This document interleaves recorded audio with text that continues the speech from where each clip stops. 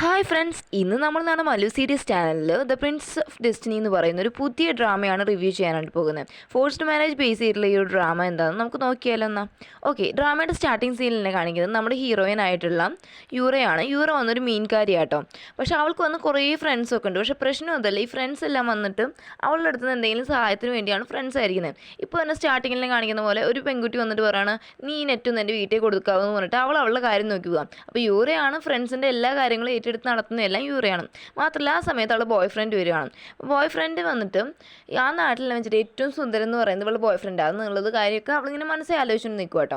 ആ സമയത്ത് boy friend വന്നിട്ട് പറയുകയാണ്, ഞാൻ വന്ന് കല്യാണം കഴിക്കാൻ പോകുന്നു. അപ്പോൾ ഇവൾക്ക് അങ്ങ് നാണം വരും കേട്ടോ. ഇവൾ ചോദിക്കണം, ഇത്രയും വേഗം കല്യാണം കഴിക്കുകയും നമുക്കതൊക്കെ ഇച്ചിരി കൂടി ആലോചിച്ചിട്ട് പോരെ എന്നിട്ട് ഇവൾ നാണിക്കുമ്പോൾ അവൻ പറഞ്ഞു, നീ എന്താ ഇത്രയും നാണിക്കുന്നതിന്, ഞാൻ നിന്നെയൊന്നുമല്ല കല്യാണം കഴിക്കാൻ പോകുന്നത്. ആ നിൽക്കുന്ന കണ്ടോ ജെയിൻ, അവളെ കല്യാണം കഴിക്കാൻ പോകുക. അവൾ പിന്നെ എൻ്റെ മാനേജർ മോളായതുകൊണ്ട് എനിക്ക് ഇച്ചിരി കൂടി പ്രൊമോഷനും കാര്യങ്ങളൊക്കെ കിട്ടാൻ ചാൻസ് ഉണ്ട്. അവിടെ ഞാൻ അവളെ കല്യാണം കഴിക്കുന്നതെന്ന് പറയുമ്പോൾ നമ്മുടെ യൂറയുടെ മുഖം ഒന്ന് കാണാം, അവൾ അങ്ങ് ആകെ വാടിപ്പോവാ കേട്ടോ. അപ്പോൾ ഈ ബോയ് ഫ്രണ്ട് ചേർക്കാൻ പറയുകയാണ്, നീ എന്തിനാ സങ്കടപ്പെടുന്നത്, നിനക്ക് മീൻകറി വാങ്ങാനുള്ള പൈസയൊക്കെ ഞാൻ തരാമെന്നും പറഞ്ഞിട്ട് അവൻ അവിടെ നിന്ന് പോവാ കേട്ടോ.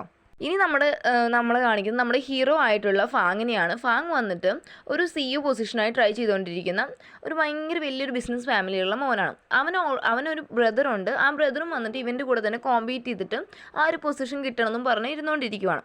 അപ്പോൾ ഈ മറ്റേ ബ്രദർ വന്നിട്ട് ഫാങ്ങിൻ്റെ ബ്രദറിന് വന്നിട്ട് എപ്പോഴും വന്ന് ഇവനെ എപ്പോഴും കോമ്പീറ്റ് ചെയ്തിട്ട് ഇവനെ ജയിക്കണം അങ്ങനൊരു മൈൻഡ് സെറ്റിലാണ്. അതുകൊണ്ട് തന്നെ എല്ലാ കാര്യങ്ങളും സെക്രട്ടറി അടുത്ത് ചോദിച്ച് എല്ലാ കാര്യങ്ങളും എല്ലാ ന്യൂസും അപ്പോൾ അപ്ഡേറ്റ് ആക്കിക്കൊണ്ടേയിരിക്കും. അപ്പോൾ നമ്മുടെ ഫാങ് വന്നിട്ടുള്ള വെച്ചിട്ട് ഓൾറെഡി ഗ്രാൻഡ് വന്ന് CEO പൊസിഷൻ്റെ കാര്യത്തിൽ ഡിസ്കസ് ചെയ്യാനായിട്ട് അവനെ വിളിപ്പിച്ചിട്ടുണ്ട്. അതിന് വേണ്ടിയാണ് വന്നേക്കുന്നത്. അപ്പം അങ്ങോട്ട് ചെല്ലുന്ന സമയത്ത് ഗ്രാൻഡ് വന്നിട്ട് ഒരു ഫോട്ടോ കാണിക്കുക, വേറെ ആരുമല്ല നമ്മുടെ യൂറയുടെ ഫോട്ടോ കാണിച്ചിട്ട് പറയുകയാണ്, നീ ഈ പെൺകുട്ടീനെ കല്യാണം കഴിച്ചാൽ മാത്രമാണ് ഞാൻ നിനക്ക് ഈ CEO പൊസിഷൻ തരുമെന്ന് പറയണം. അപ്പോൾ നമ്മുടെ ഫാങ്ങിനൊന്നും പറയാൻ പറ്റത്തില്ല, കാരണം വെച്ചാൽ ഗ്രാൻഡ് പേയുടെ കമ്പനി അത്. അപ്പോൾ ഗ്രാൻഡ് ഡിസൈഡ് ചെയ്യുന്ന ആൾക്കാർ CEO ആവാൻ പറ്റത്തുള്ളൂ. അവനാണെങ്കിൽ CEO ആയേ പറ്റും. ആ ഒരു സിറ്റുവേഷനിൽ നിൽക്കുക അവൻ. അതുകൊണ്ട് തന്നെ അവനും ഓക്കെ പറയുകയാണ്. അത് കഴിഞ്ഞ് കാണിക്കുകയാണ് ഈ നമ്മുടെ യൂറയുടെ ബോയ് ഫ്രണ്ട് കല്യാണം കേട്ടോ. ആ കല്യാണ സമയത്ത് നമ്മുടെ ഓൾറെഡി യൂറ ഇവൻ്റെ ഒരു ഗേൾ ഫ്രണ്ട് ആണെന്നും പറയാൻ പറ്റത്തില്ല. ആ ഒരു രീതിക്കായതുകൊണ്ട് തന്നെ ആ ജെയിൻ വന്നിട്ട് ഇവളെ ഭയങ്കരമായിട്ട് ഇൻസൾട്ട് ചെയ്ത് സംസാരിക്കുന്നിട്ട് പറയാം, നീ നിൻ്റെ കണ്ണാടിയിൽ എപ്പോഴെങ്കിലും നിൻ്റെ മുഖം പോയി നോക്കിയിട്ടുണ്ടോ, നിന്നെ കാണാൻ എന്തൊരു കൂതർ ലുക്കാന്ന് പറയും. മാത്രമല്ല നിന്നൊക്കെ ആര് കല്യാണം കഴിക്കാനടിയെന്ന് പറഞ്ഞിട്ട് അത്രയും ആൾക്കാരെ മുന്നേ വെച്ചിട്ട് ഈ ജെയിൻ വന്ന് അവളെ ഭയങ്കരമായിട്ട് ഇൻസൾട്ട് ചെയ്തൊക്കെ സംസാരിക്കാം. അപ്പോൾ നമ്മുടെ യൂറയ്ക്ക് ദേഷ്യം വന്നിട്ട് അവൾ പറയുകയാണെ, നമ്മുടെ ഓൾറെഡി ഫാങ്ങിൻ്റെ ഒരു ഫോട്ടോ അവിടെ ഒരു പോസ്റ്റർ പോലെ നിൽപ്പുണ്ട്. അത് നോക്കിയിട്ട് പറയാണ്, കണ്ടില്ല അതുപോലത്തെ നല്ല ഹാൻസം ആയിട്ടുള്ള ചെറുക്കനെ തന്നെ ഞാൻ കല്യാണം കഴിക്കും, നീ വേണമെങ്കിൽ നോക്കിക്കൂടി എന്നൊക്കെ പറഞ്ഞുകൊണ്ട് നിൽക്കുന്ന സമയത്ത് അങ്ങോട്ട് കറക്റ്റ് ഒരു വലിയൊരു കാറൊക്കെ വന്നിക്കോട്ടെ. വേറെ ഒന്നുമല്ല, ഓൾറെഡി CEO പൊസിഷൻ കിട്ടണമെങ്കിൽ യൂറേനെ കല്യാണം കഴിക്കണമെന്ന് പറഞ്ഞിട്ടുള്ളത് തന്നെ നമ്മുടെ ഫാങ്ങിൻ്റെ അനിയനാണ് അങ്ങോട്ട് വന്നിട്ടുള്ളത്. മോളെ നീ എണീക്കുന്നു പറയാണ്. ഈ സമയത്ത് തന്നെ കറക്റ്റ് ഫാങ് അങ്ങോട്ട് എത്തുകട്ടോ. എന്നിട്ട് ഫാങ് ആലോചിക്കുകയും ഇവൻ ഇതെല്ലാം എങ്ങനെയാണ് അറിയുന്നേ, ഇത് എൻ്റെ ആളാണ് മനസ്സിലായെന്ന് പറഞ്ഞിട്ട് യൂറയെ പിടിച്ചു മാറ്റണം. അപ്പോൾ യൂറയ്ക്കൊന്നും മനസ്സിലാവുന്നില്ല, അവൾ കിളി പോയ പോലെ നിൽക്കും. എന്നിട്ട് പറയാണ്, നീ മര്യാദയ്ക്ക് നിൻ്റെ ഷെയർസ് എല്ലാം ഞാൻ വാങ്ങണേ, നീ ഇവിടുന്ന് പൊക്കോളാൻ പറയുവാണ് ഫാങ് വന്ന് ഫാങ്ങിൻ്റെ അനിയൻ്റെ അടുത്ത്. അപ്പോൾ ഫാങ്ങിൻ്റെ അനിയൻ പറയണേ, ഓ പിന്നെ ഇത് പറഞ്ഞാൽ ഞാനങ്ങ് പേടിച്ചു പോയി, എനിക്കിതിലൊന്നും ഒരു ഇതുമില്ല ചേട്ടാ ഇതൊന്നും പറഞ്ഞ് എന്നെ പേടിപ്പിക്കാൻ നോക്കണ്ടെന്ന് പറയാം കേട്ടോ. എന്നിട്ട് ഫാങ്ങിൻ്റെ അനിയൻ പറയണം, ചേട്ടാ നിങ്ങൾ വേണമെങ്കിൽ നോക്കിക്കോ, ഇവളെ കൊണ്ട് എന്നെ ഇഷ്ടമാണെന്ന് ഞാൻ പറയിപ്പിക്കും, നിങ്ങൾ നോക്കിക്കോ എന്ന് പറഞ്ഞിട്ട് വെല്ലു വിളിച്ചിട്ട് ഫാങ്ങിൻ്റെ അനിയൻ അവിടെ നിന്ന് പോകണം. എന്നിട്ട് ഫാങ്ങാണെങ്കിൽ അവളെ എല്ലാവരും മുന്നിൽ വെച്ചിട്ട് തൂക്കിയെടുത്തതിന് ശേഷം എന്നിട്ട് ജെയിൻ ഇല്ല അവളെടുത്ത് പറയുകയാണ്, നീ ഇവനെയാണോ കല്യാണം കഴിക്കാൻ പോകുന്നത്, ഇവനെ ഞാൻ ഇന്ന് തന്നെ ടെർമിനേറ്റ് ചെയ്യാൻ പോകുക, ഇനി ഞങ്ങളുടെ കമ്പനിയിൽ ഇവന് ജോലിയൊന്നുമില്ലെന്ന് പറയാം കേട്ടോ. അപ്പോൾ ജെയിൻ ആകെ കടുപ്പാവുക. അവൾ പറയുകയാണ്, ഓ നിനക്ക് ജോലിയൊന്നും ഇല്ലേടാ, എന്നാൽ ഞാൻ നിന്നെ ബ്രേക്കപ്പ് ചെയ്യും, എനിക്ക് നിന്നെ കല്യാണം കഴിക്കാനൊന്നും പറ്റത്തില്ലെന്ന് പറഞ്ഞിട്ട് ജെയിൻ അവൻ്റെ അടുത്ത് ബ്രേക്കപ്പ് പറയുകയാണ് കേട്ടോ. എന്നിട്ട് നമ്മുടെ ഫാങ്ങാണെങ്കിൽ ഇവളെ കൊണ്ടുപോയിട്ട് അവൻ്റെ കാറിൽ ഇരുത്തും. അപ്പോൾ യൂറ പറയുകയാണ്, നിങ്ങൾ എന്തുമല്ല ഈ ഒരു സിറ്റുവേഷനിൽ വന്ന് എന്നെ രക്ഷിച്ചതിന് വളരെയധികം താങ്ക്സ് ഉണ്ട്, മാത്രമല്ല നിങ്ങൾ എന്നെ അടുത്ത സ്ട്രീറ്റിൽ വിടുവാണെങ്കിൽ ഞാൻ അവിടെ നിന്ന് ഒറ്റയ്ക്ക് വീട്ടിൽ പൊക്കണം, കുഴപ്പമൊന്നുമില്ലെന്ന് പറയുന്ന സമയത്തും നമ്മുടെ എടുത്തുകൊണ്ട് നമ്മുടെ ഫാങ് പറയണേ, ഓ അപ്പം നിനക്ക് ഞാൻ ആരാണെന്ന് അറിയത്തില്ല അല്ലേ, ഇനി ഒരു കാര്യം മനസ്സിലായിക്കോ, നീയാണ് ഇനി എൻ്റെ ഫിയാൻസി, മനസ്സിലായോ, മര്യാദയ്ക്ക് എൻ്റെ കൂടെ വാ, ഗ്രാൻഡ് പേ കാണാൻ പോകണമെന്ന് പറഞ്ഞിട്ട് ഇവിടെ ഭീഷണിപ്പെടുത്തി അവൻ അകത്ത് കയറിയിരിക്കാം. പക്ഷേ പ്രശ്നം അതല്ല, ഇവനാണെങ്കിൽ ഇച്ചിരി നല്ല ഹൈ ക്ലാസ് ഫാമിലിയിലൊക്കെ ആയതുകൊണ്ട് ഇവളാണെങ്കിൽ മീൻകാരി പെണ്ണല്ലേ, ഇവളുടെ അന്ന് ബോഡിയിൽ നിന്നാണെങ്കിൽ ഭയങ്കരമായിട്ട് മീൻ്റെ സ്മെല്ലിങ്ങനെ വന്നുകൊണ്ടിരിക്കുന്നുണ്ട്. അപ്പോൾ ഇവനിതൊന്നും സഹിക്കാൻ പറ്റത്തില്ലെങ്കിൽ ഇവൻ എങ്ങനെയൊക്കെ അഡ്ജസ്റ്റ് ചെയ്തിട്ടാണ് കാറിൽ വരുന്നത്. അപ്പോൾ യൂറ ഈ കാറിൽ ഇങ്ങനെ പോകുന്ന സമയത്ത് ഇവൻ്റെ അടുത്ത് പറയണം, നിങ്ങൾക്ക് എന്നെ ഇഷ്ടമാണെന്നൊക്കെ മനസ്സിലായെന്നും പറഞ്ഞിട്ട് എന്നെ ഇങ്ങനെ ഫോഴ്സ് ചെയ്ത് കൊണ്ടുപോകുന്നതൊന്നും അതിൻ്റെ ശരിയായിട്ടുള്ള കാര്യമില്ലെന്ന് പറയുന്ന സമയത്ത് ഇവളിങ്ങനെ നല്ല ദേഷ്യത്തോടെ നോക്കിയിട്ട് മനസ്സിലാക്കി, പിന്നെ എനിക്കോ നിന്നെ ഇഷ്ടം ബെസ്റ്റ്, എന്തുവായാലും ഈ ജന്മത്തിൽ ഞാൻ നിന്നെ സ്നേഹിക്കാൻ പോകുന്നില്ലെന്ന് അവൻ മനസ്സിൽ ആലോചിക്കും കേട്ടോ.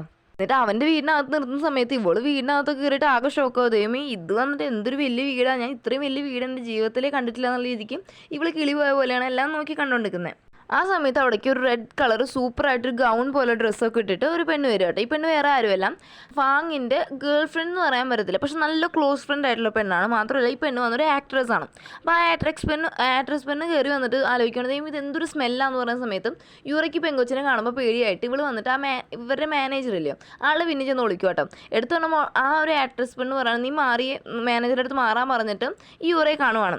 എന്നിട്ട് ആക്ട്രസ് വന്നിട്ട് നമ്മുടെ ഫാങ്ങിൻ്റെ അടുത്ത് ചോദിക്കുക, ഓ ഇതാണോ നിൻ്റെ ഗ്രാൻഡ് പറഞ്ഞ പെണ്ണ്, ഈ പെണ്ണ് ഉണ്ടെങ്കിൽ ആകെ സ്മെല്ലെടുക്കുന്നില്ല, എങ്ങനെ സഹിക്കുന്നതെന്നൊക്കെ പറഞ്ഞിട്ട് ഇവരവിടെ നിന്ന് പോവുക. മാത്രമല്ല നേരെ നമ്മുടെ പോകുന്നത് ഒരു ഗ്രാൻഡ് പേ കാണാനാട്ടോ. അപ്പോൾ ഗ്രാൻഡ് പേ കാണാൻ പോകുന്ന സമയത്ത് ഈ ആക്ട്രസ് പെണ്ണാണ് നമ്മുടെ ഫാങ്ങിൻ്റെ കൈയൊക്കെ പിടിച്ചിരിക്കുന്നത്. ഗ്രാൻഡ് പേ കണ്ണാടി വയ്ക്കാത്തതുകൊണ്ട് ആൾക്ക് ക്ലിയർ ആയിട്ടുള്ള കാഴ്ചയൊന്നുമില്ലെന്ന് തോന്നുന്നു. അപ്പോൾ ആൾ പറയണോ നിങ്ങൾ നല്ല മാച്ചാന്നൊക്കെ പറയുന്ന സമയത്ത് ആ മാനേജർ പറയാണ് ഗ്രാൻഡ് പേ നിങ്ങൾ ആ കണ്ണാടി ഒന്ന് വെച്ച് ചുവനെ നോക്കാൻ. അപ്പോഴാണ് മനസ്സിലാവുന്നത് ഈ ആക്ട്രസ് പെണ്ണാണ് ഫാങ്ങിൻ്റെ അടുത്ത് നിൽക്കുന്നതെന്ന്. എടുത്തോണ്ട് ഗ്രാൻഡ് പേ പറയാണ് ഇനി എന്തിനാ എൻ്റെ കൊച്ചുമോൻ്റെ അടുത്ത് നിൽക്കുന്നതെന്ന് പറഞ്ഞിട്ട് ഇവിടെ വഴക്ക് പറഞ്ഞ് മാറ്റിയെടുത്തു കേട്ടോ. എന്നിട്ട് പറയുകയാണ് ഓക്കെ ഇന്ന് വൈകിട്ട് എന്തോ ആയാലും നമുക്കൊരു പാർട്ടി ഉണ്ട്, അതിന് അറ്റൻഡ് ചെയ്യണം. ആ പാർട്ടി വെച്ചിട്ട് ഞാൻ അനൗൺസ് ചെയ്യാൻ പോവാണ് ഈ കാര്യങ്ങളെല്ലാം, നിങ്ങളുടെ മാരേജിൻ്റെ കാര്യം അനൗൺസ് ചെയ്യാൻ പോവാന്ന് പറഞ്ഞിട്ട് അവരെ വിടുവാണ്. പക്ഷെ അവിടെ നിന്ന് ഇറങ്ങി വരുമ്പോൾ നമ്മുടെ യൂറയുടെ കാര്യമാണ് കഷ്ടം. അവൾക്കാണെങ്കിൽ ഇവിടെ എന്തോ നടക്കുന്നതെന്ന് പോലും ആ പെണ്ണിന് മനസ്സിലാവുന്നില്ല. അവളിങ്ങനെ ആലോചിച്ച് തെന്നി വീഴാൻ നിൽക്കുന്ന സമയത്ത് കറക്റ്റ് ഫാങ്ങിൻ്റെ അനിയൻ വന്നിട്ട് ഇവളെ പിടിക്കുവാണ്.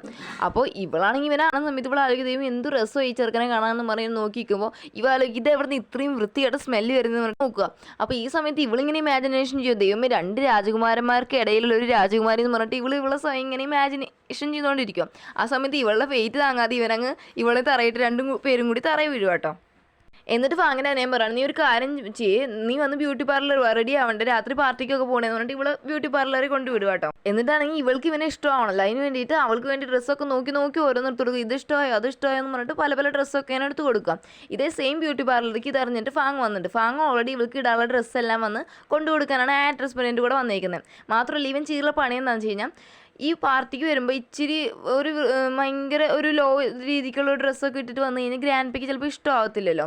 എന്ന് വെച്ച് കഴിഞ്ഞാൽ അവളെ ഒരു തെറ്റായ രീതിക്ക് കാണാനൊക്കെ ചാൻസ് ഉണ്ടല്ലോ. അപ്പോൾ പിന്നെ ഗ്രാൻഡ് പേ തന്നെ ഈ ഒരു കല്യാണം വേണമെന്ന് പറയില്ല, അതിന് വേണ്ടിയിട്ട് അങ്ങനത്തെ ഒരു ടൈപ്പ് ഡ്രസ്സാണ് കൊടുത്തു വിടുന്നത്.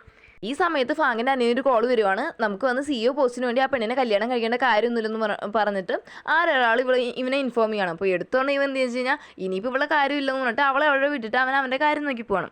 എന്നിട്ട് ഓൾറെഡി ഡ്രസ്സ് കൊടുത്തിട്ടുണ്ട് തന്നെ നമ്മുടെ യൂറ വന്നിട്ട് ഈ ഡ്രസ്സ് എല്ലാം ഇട്ട് റെഡിയായി നിൽക്കുന്ന സമയത്ത് ഫാങ് അങ്ങോട്ട് വരും കേട്ടോ. അപ്പോൾ ഇവളാണെങ്കിൽ ഹീൽസ് എല്ലാം ഇട്ടുണ്ടാകുന്ന തോന്നുന്നു, തെന്നി വിടാൻ പോകുന്ന സമയത്ത് ഫാങ് പിടിക്കുവാണ് അവളെ. അപ്പോൾ ഇതൊന്നും കാണുമ്പോൾ ആക്ട്രസ് പെണ്ണിന് ഇഷ്ടമാവുന്നൊന്നുമില്ല. അപ്പോൾ ആക്ട്രസ് പെണ്ണ് മനസ്സിലാക്കി തരും ഇതിൻ്റെയൊക്കെ കാര്യമുണ്ടോ വല്ല കാര്യമുണ്ടോ എന്ന് അവളും ആലോചിക്കാം. അപ്പോൾ ഫാങ് വന്നിട്ട് നമ്മൾ യൂറയുടെ അടുത്ത് പറയണം നീ വേഗം റെഡി ആയിട്ട് വരാം എന്ന് പറഞ്ഞിട്ട് ഇവൾ വന്ന് ആക്ട്രസ് പെണ്ണിനെയും കൂട്ടിയിട്ടാണ് ഫാങ് അവിടെ നിന്ന് പോകുന്നത്. ഇവൻ കാറിൽ കയറിയിരിക്കുന്ന സമയത്താണെങ്കിലോ ഇവൻ്റെ അനിയനാണെങ്കിൽ വേറെ എങ്ങോട്ടോ പോയിക്കൊണ്ടിരിക്കുന്നത്. അപ്പോൾ ഇവ ആലോചിക്കുമ്പോൾ അവളെ കൊണ്ടുവരാമെന്ന് പറഞ്ഞിട്ട് എൻ്റെ അടുത്ത് വഴക്ക് കൂടിയിട്ട് അവൻ താണ്ടി ഒറ്റയ്ക്ക് പോകുന്നു. ചിലപ്പോൾ ഒരു പക്ഷേ ഇത് കഴിഞ്ഞിട്ട് പോയി തിരിച്ചു വന്നിട്ട് ഇവളെ കൊണ്ടുപോകാനായിരിക്കും എന്ന് പറഞ്ഞിട്ട് നമ്മുടെ ഫാങ് ആക്ട്രസ് പെണ്ണിനെയും കൂട്ടി പാർട്ടിയുടെ സ്ഥലത്തേക്ക് പോകാം കേട്ടോ. എന്നിട്ട് പാവം നമ്മുടെ യൂറിയാണെങ്കിൽ കുറേ നേരം വെയിറ്റ് ചെയ്ത് രാത്രി ഭയങ്കര ലേറ്റായി ആ ഷോപ്പ് അടയ്ക്കുന്ന ടൈമാവുക. അപ്പോൾ അവിടുത്തെ ബ്യൂട്ടി പാർലർ ആ ചേച്ചി വന്നിട്ട് നമ്മുടെ യൂറി അടുത്ത് പറഞ്ഞു ഞങ്ങൾക്ക് കടയൊന്ന് ഷോപ്പ് ഒന്ന് അടയ്ക്കണം എന്ന് പറയുന്ന സമയത്ത് നമ്മുടെ യൂറി ശരി എന്നാൽ ഞാൻ പൊക്കോളാം എന്ന് പറഞ്ഞിട്ട് അവിടെ നിന്ന് ഇറങ്ങി പോകുക കേട്ടോ. എന്നിട്ട് ഒരു ബസ് സ്റ്റാൻഡിലൊക്കെ പോയി നിൽക്കുവാണ്. ഇനിയിപ്പോൾ അവൾക്ക് പോകാമെന്ന് വെച്ചാൽ അവൾക്കാണെങ്കിൽ എവിടെ പാർട്ടി അടക്കുന്നതെന്നോ അതിൻ്റെ അഡ്രസ്സൊന്നും അറിയത്തില്ല. അതുകൊണ്ട് അവൾക്ക് എവിടെയും പോകാൻ പറ്റത്തില്ല. അതുകൊണ്ട് അവൾ ആ ബസ് സ്റ്റോപ്പിൽ തന്നെ വെയിറ്റ് ചെയ്തുകൊണ്ട് നിൽക്കുവാണ്. എന്നിട്ട് അവൾ വിചാരിക്കും ഫാങ്ങിൻ്റെ അനിയനെ വിളിക്കാൻ വേണ്ടിയിട്ട് അവനെ വിളിക്കുന്ന സമയത്ത് അവൻ്റെ ഫോൺ സ്വിച്ച് ഓഫ്. ഇനി ഫാങ്ങിനെ വിളിക്കുവാണെങ്കിൽ അവനാണെങ്കിൽ കോൾ എടുക്കുന്നുമില്ല. അപ്പോൾ അവൾക്ക് എന്ത് ചെയ്യണമെന്നും അറിയാൻ പാടില്ല. ഇനി പാർട്ടി സ്ഥലത്ത് എത്തിയിട്ട് ഫാങ് ഇങ്ങനെ ഇവൾക്ക് വേണ്ടി വെയിറ്റ് ചെയ്തുകൊണ്ടിരിക്കും കേട്ടോ. ആ സമയത്ത് നോക്കുമ്പോൾ ഫാങ്ങിൻ്റെ അനിയനാണെങ്കിൽ വേറെ ഏതോ പെൺകുട്ടിയും കൂട്ടി വരുന്നത്. അപ്പോൾ ഫാങ് വന്ന ആട്രസ്മെൻ്റ് എടുത്ത് വരാണ് നമ്മൾ പ്ലാൻ ചെയ്ത പോലെ തന്നെ എല്ലാം നടക്കണം, എനിക്ക് തന്നെ ആ CEO പോസ്റ്റ് വേണം, അതുകൊണ്ട് ഞാൻ ആ പെൺകൊച്ചിനെ വിളിച്ചുകൊണ്ട് വരാമെന്ന് പറഞ്ഞിട്ട് ഫാങ് അവിടെ നിന്ന് പോകാം കേട്ടോ.